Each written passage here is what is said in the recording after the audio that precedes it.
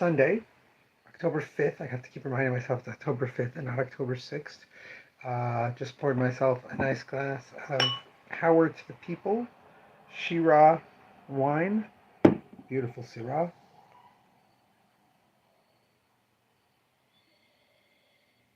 Mm. Mm.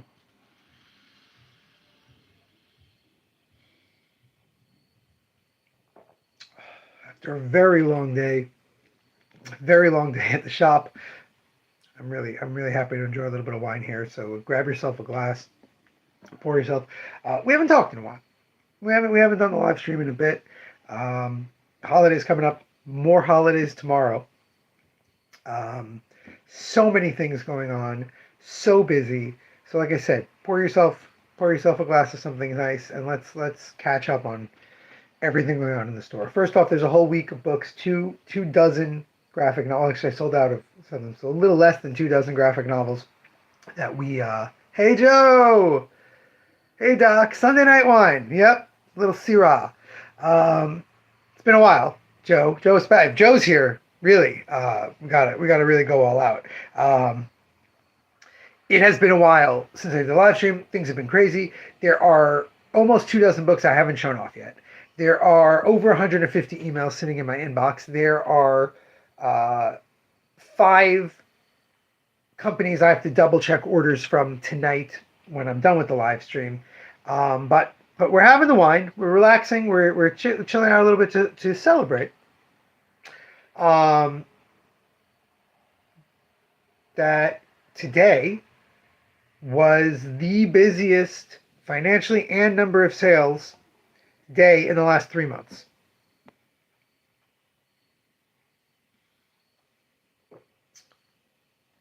August, July, August, September,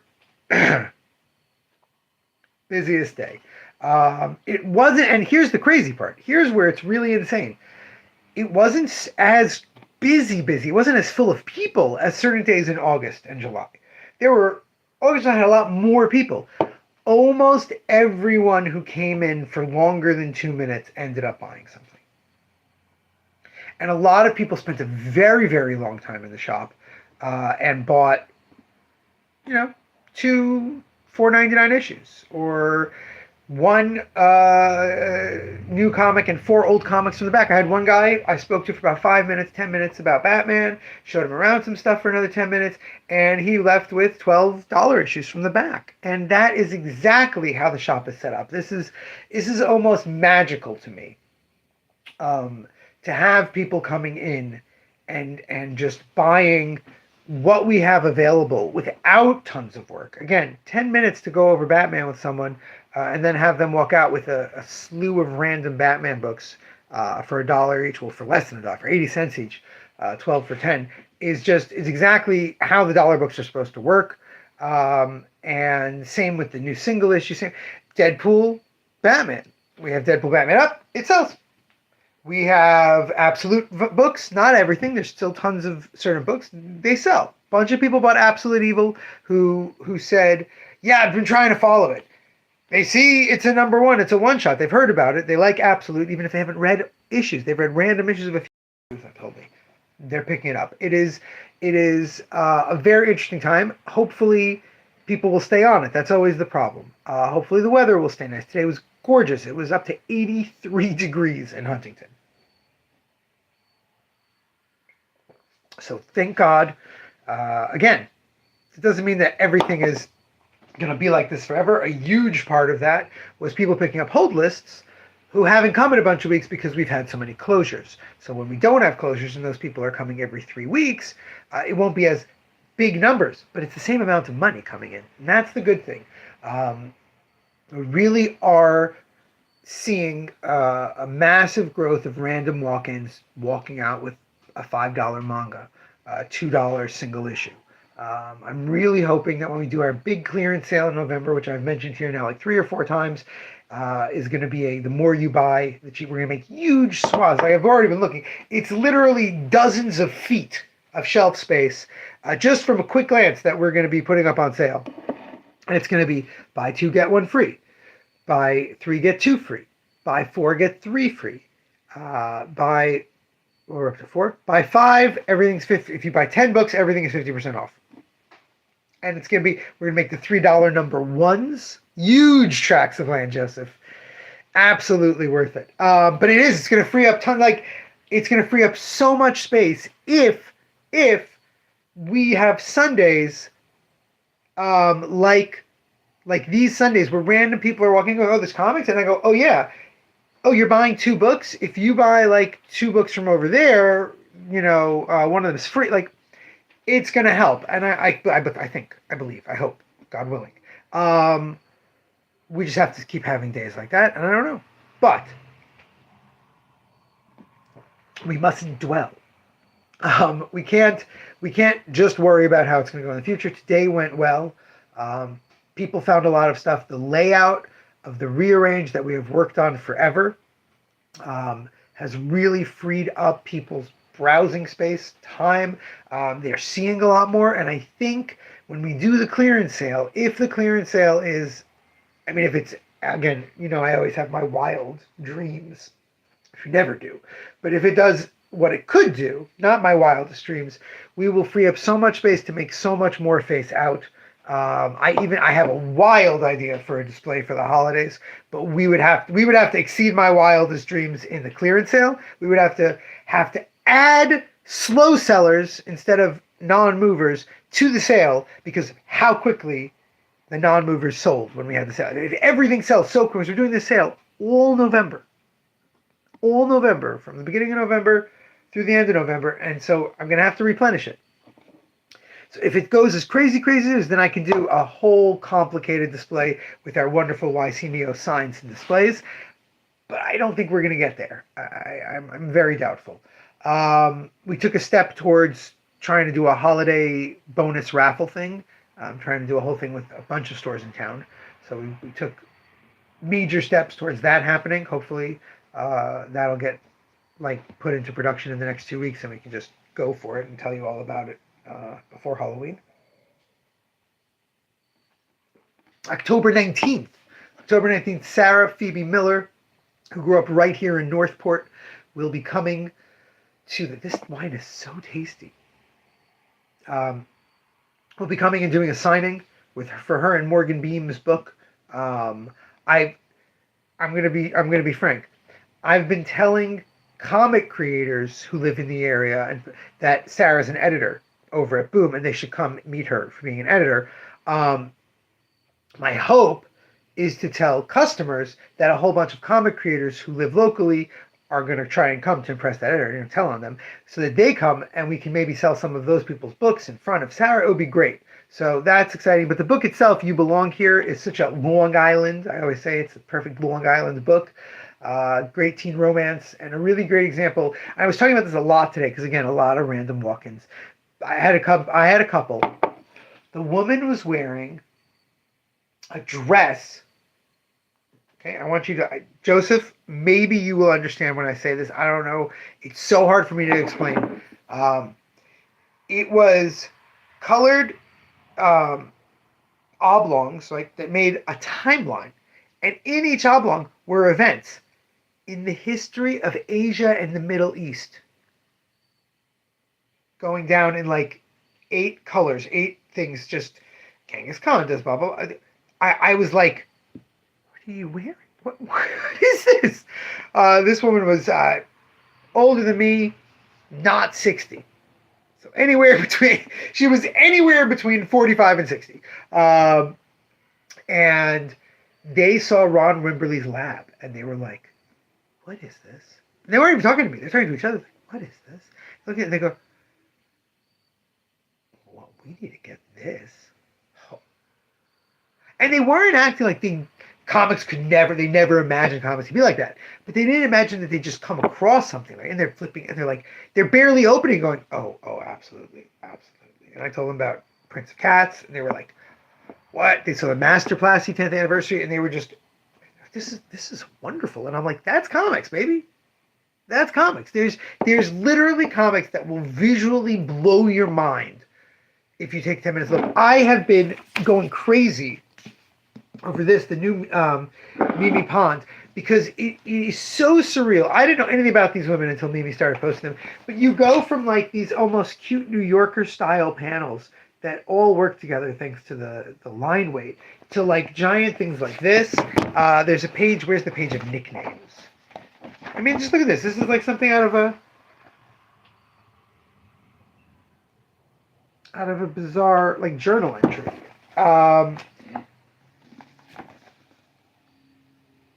That's one of their husbands. It's just stunning, absolutely stunning. And comics are doing that left and right. And we finally have, like I keep telling people, everyone under the age of 25. 70% of the people under the age of 25 who come into my shop have read a whole bunch of graphic novels. And they haven't just read a whole bunch of graphic novels. They've read a whole bunch of graphic novels by the likes of Raina Telgemeier, Dov Pilkey, Frank Miller. People who construct and use the comic page to do incredible things. I want you to think about this. I want you to think about it. One of the masters of formalistic comic storytelling is Art Spiegelman. Art Spiegelman's opus, book that almost broke him, he put so many years into, Maus, is taught in high schools. In high schools. They are reading... It's like if in high school you were reading, what's a literary masterpiece beyond compare, but also contemporary and modern? I don't know. David Sedaris. I don't know. Whoever you think is like the leading person at showing the potential and power of a novel. If you read that person in school, okay, and not Kurt Vonnegut. I love Kurt Vonnegut, but not Kurt Vonnegut. Not Ray Bradbury. Like. Because Spiegelman's not a genre guy. This is wow. And people read that like it's nothing. They're reading Calvin and Hobbes. Kids still buy Calvin and Hobbes. They still buy Peanuts. Okay, they don't buy Mutt and Jeff. How dare you, sir? Dan Brown. Wow, you were really just going all guns. You want some attention, huh, Joe? You bring a little bit of a brat? We ignore brats here. That's not true. Simply put, people coming to the shop are ready to buy comic books in a way that people have not been in almost the entire time we've been open. We were just getting there in 2019. I really felt this spirit there. I missed you immensely, Joseph. We were just getting there in 2019, and the pandemic killed it. It actually, part of what made sales work enough for us to stay open in the pandemic was that in 2019 there was a massive growth in people buying stuff. And it's come back. People are buying stuff. People are excited to read comic books. They are very into what's available in the comic book format. They're excited to see it. Even if we're talking about people looking through books and be like, hey, what is this? What's this garbage? They're having fun doing that. They're not on the internet together. They're in person together looking at a comic book and going, oh my God, this is so stupid. And it's great. It's exactly where we need to be. We can have this clearance sale and sell off. Yes, and they're much less rigid than most escapism media. Like if you want to read, I've been thinking about this. If you want to read good fantasy or good science fiction, or watch good fantasy or watch good science fiction, you quickly run through the options of stuff that's passable to you, because there's a whole range. There's the more you watch, the more that gets better. There's special effects issues. There's just so many factors that you eventually you're just going to run out of things that you find good, and there'll be a new good thing. You'll like it and you'll enjoy it, but you're rewatching things you've already read. Comics really is limitless. There are so many comic books. I have people who come in and they go, oh, I don't read any superhero stuff. I read a lot of superheroes when I was a kid, and now, I'm a 6-year-old man. I won't read it. And it's like, you are missing out, sir. And then I'll have people who are 60 years old and be like, oh yeah, I've read Sandman. I've read some Dan Clowes. It's good stuff. I read Maus, sure. But I don't read it. You are missing out, sir. People who won't read young adult. The idea that a person would go see a movie would go see a Studio Ghibli movie, would watch Avatar: The Last Airbender, would tune in to Skeleton Crew, and then refuse to read a YA graphic novel is insane to me. Insane. You'll go see a Pixar movie. You don't want to look at Dr. Nadia Okafar's new book because it's for kids.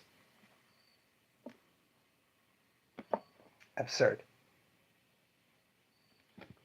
And like I'm saying, I don't want to say there's less of those people, but more people coming in are not like that. They are not hindbound to, oh, I don't read comics, or, oh, I don't really know what comics are. They know comics. The look on a 16-year-old's face when their friends are like, hey, look at this, and then the 16-year-old goes, I read that on Webtoon. I love it. It's great.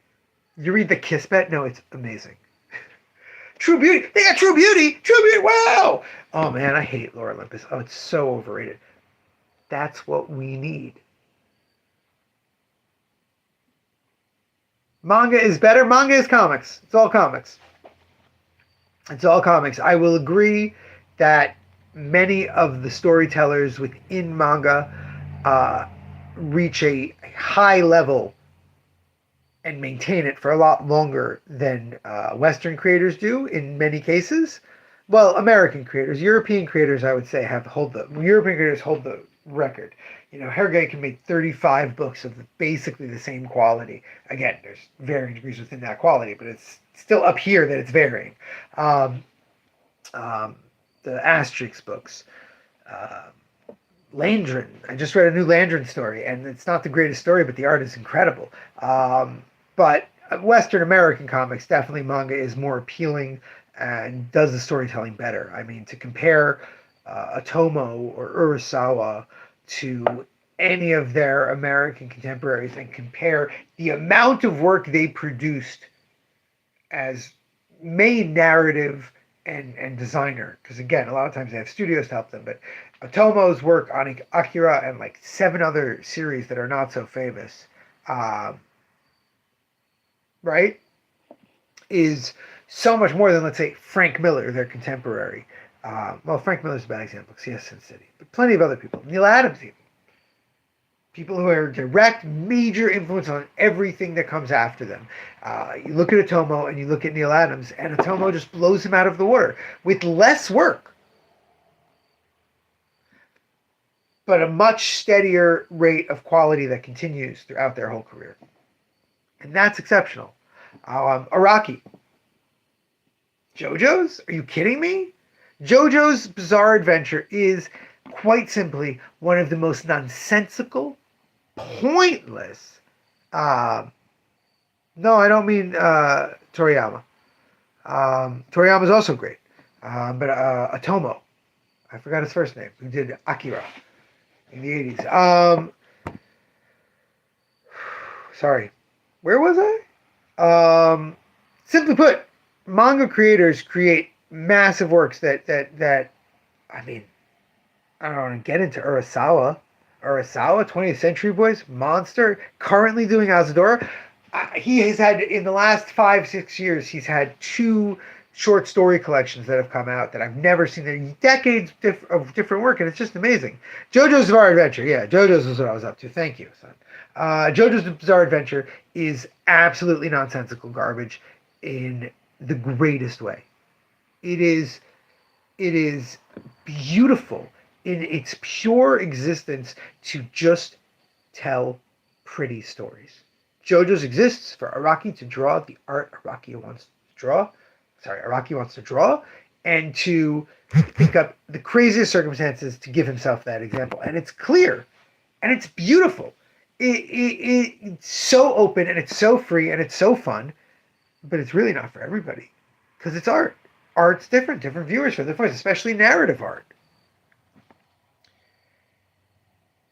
But since Steel Ball Run has come out, every fan of his has come out of the woodwork and is grabbing it. I have not, since the hardcover started of Volume 1 back in the day, I have not had this level of interest in JoJo's Steel Ball Run. Steel Ball Run's available in English. I gotta get it. I love Steel Ball Run. That's my favorite run. That's what got me started. Oh, no, I started much earlier than that, but it is classic. Let me grab that. We've never on that level. if we do well enough on the clearance sale, I will literally get 20 copies of volume 1, 2, and 3 of Steel Ball Run. Just pack them out for the holidays because people love it. I will get 25 copies of Absolute Batman, you know? Hunter x Hunter is fantastic. The problem with Hunter x Hunter, if Hunter x Hunter could be smart enough, right? I think it's a man. Could be smart enough to end storylines and then start with a new subheading or whatever, like Araki has done with JoJo's, because he kept getting delayed, he kept messing up, that he made just totally different universes. It would be much better if Hunter x Hunter could do one more volume that really landed a moment to end and then started somewhere new, some with a different time. It would be tremendous. But the artistry, tremendous. People, you know what people flipped out about today? I had at least 3 people flip out today seeing Shangri-La Frontier on the shelf. Joseph, you read Shangri-La Frontier. You know that Shangri-La Frontier is meticulously made. But it also is just flowing, easygoing narrative that doesn't matter. People are seeing it and going, what? I love this anime. And I'm like, oh, I haven't watched the anime, but my understanding is a lot of the details of how the game works and the lore and stuff kind of get lost in it for the fun adventure. And they go, oh, really? And I'm like, yeah, it's great. They really go in depth on the world and the magic. And they're like, okay. Now, they don't buy it. Many of them don't buy it. But the idea that the manga has more, is incredibly additive to the world, is something that they're aware of, but they're never, people don't know if it does.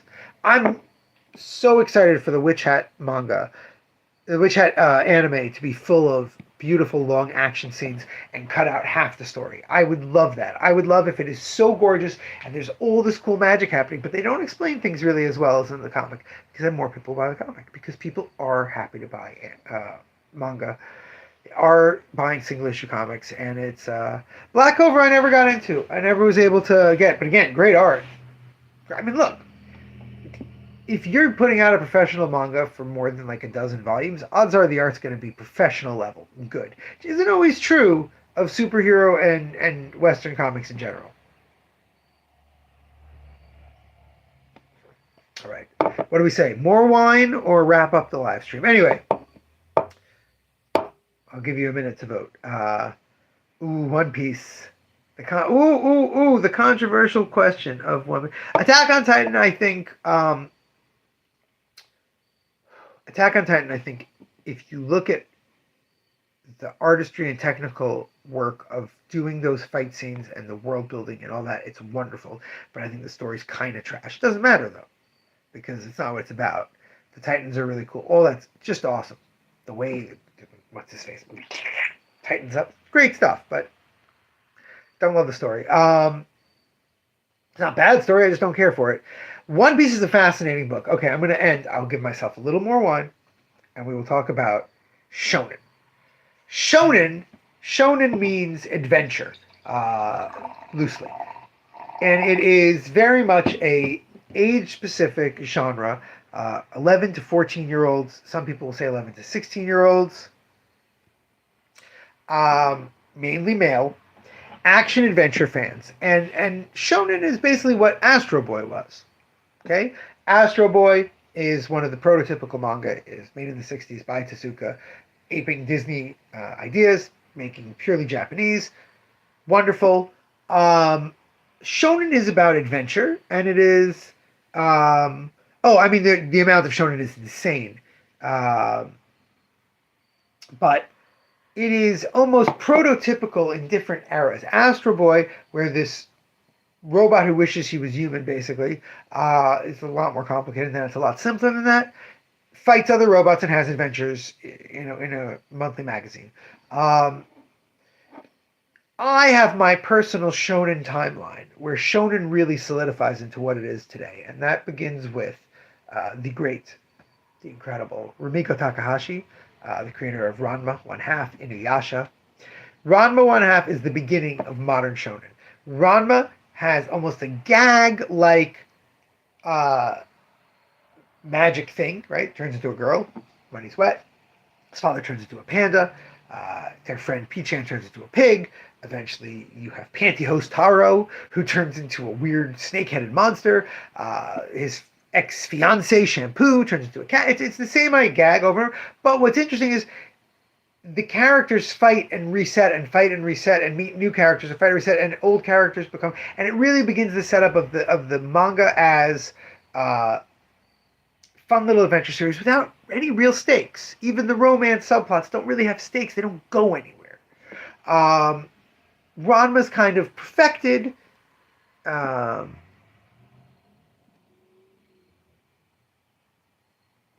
In Takashi's next series, Inuyasha. We're going to go to Dragon Ball in 1 second. That's the next step. In Inuyasha, where there are slight stakes. The half demons have very specific things happen. People might not die, but get hurt and disappear, and the characters kind of can progress, but they're progressing into places where they do the same thing and they loop back and do the same thing. They do the same thing and they loop back and do the same thing. It's at a different power level. It's with a different friend. It's to help a different adventure, but it loops back to the same ideas over and over while you get a growth and potential future growth.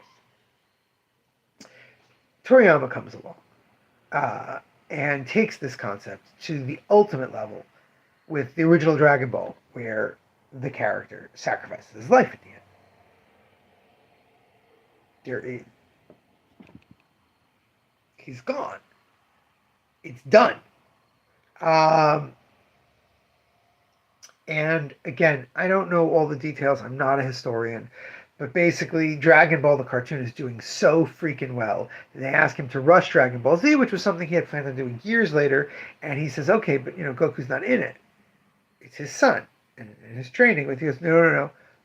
We don't care how Goku has to be in it. He goes, all right, Goku's in it? Fine. He spends the first 8 chapters, 10, coming back to life. He's in it, but he's not in the world. He's on the dragon's tail.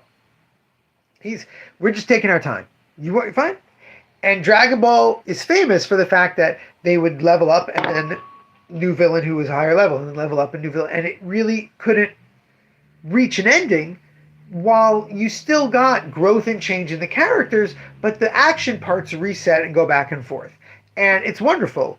It's tremendous, but it has to have an ending. It has to lock into place to have an ending to be meaningful in itself. Oh yeah, Jupiter, absolutely. Big guy and Rusty is awesome. Hey, fam. Hey, sweets. Oh, it's just you. It's just me and the live stream. Fam. It's the live stream. Hey, live stream. Joe's here. Hi, Joe. Is Joe fam? Joe's fam. Joe's been following us since the Kickstarter. Wow. Joe's old school. Wowie pal. Like this jacket. Just like your jacket that you got at the thrift store. I got it at the flea market? Flea market, sorry. Actually. Disrespect. Anyway, the Dragon Ball formula works so well. Good night, sweetheart. The Dragon Ball formula works so well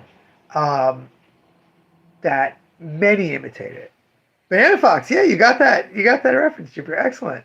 I was just reading Banana Fox with my 5-year-old on the Sabbath.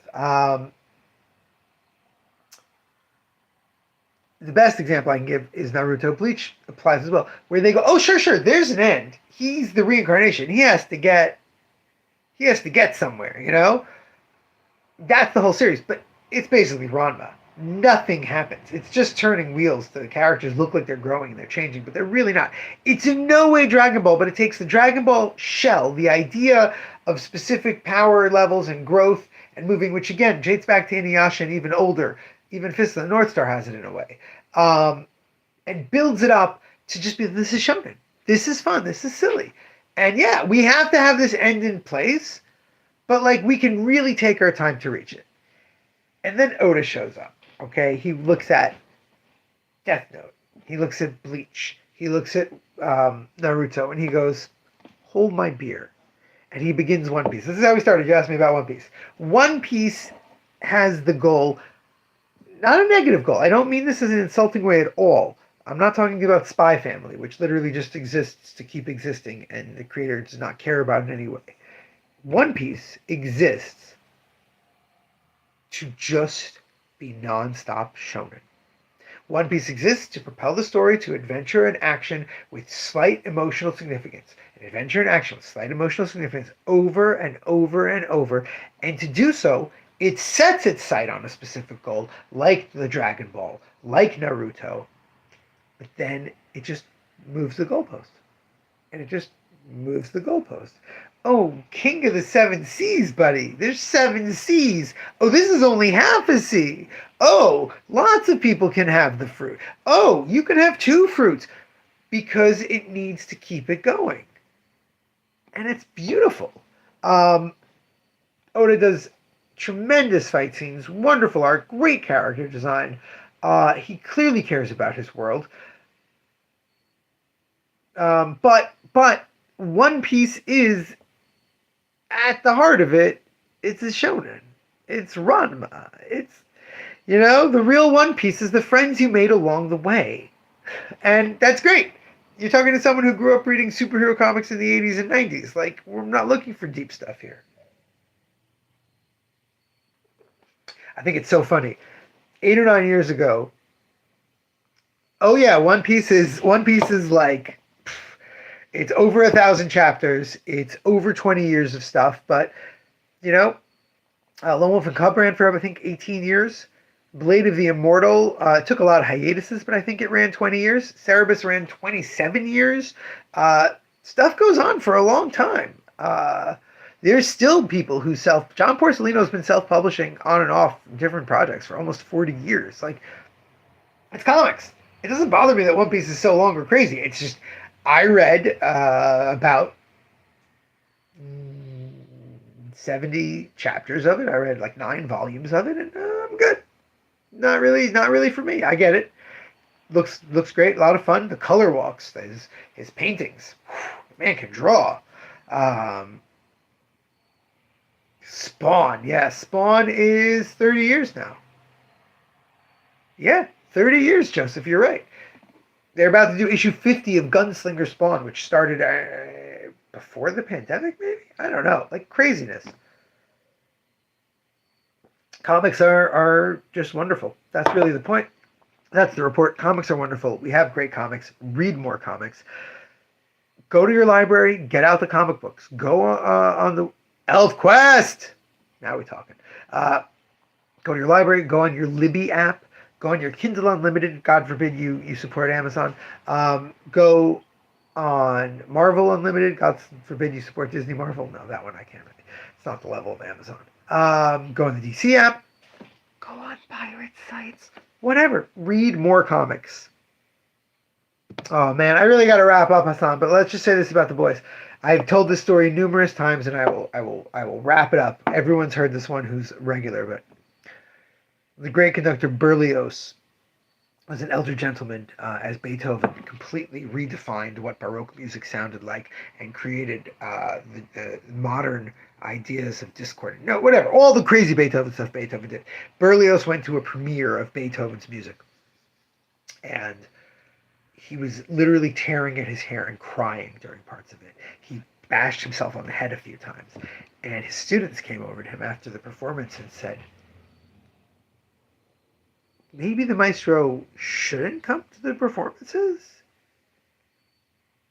And Berlioz looked at them with still his face puffed with tears, and he goes, "Do you think I come here to enjoy myself?"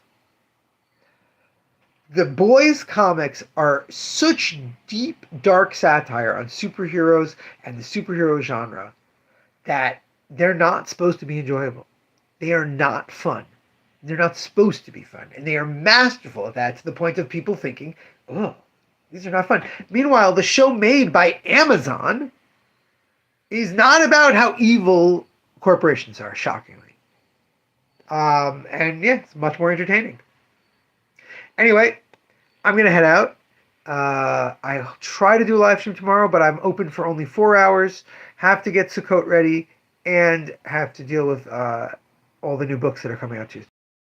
Not sure. But anyway, today was a great day. Let's have more great days, and I will speak to you soon. Until then, remember, damn it, babies, you gotta be kind.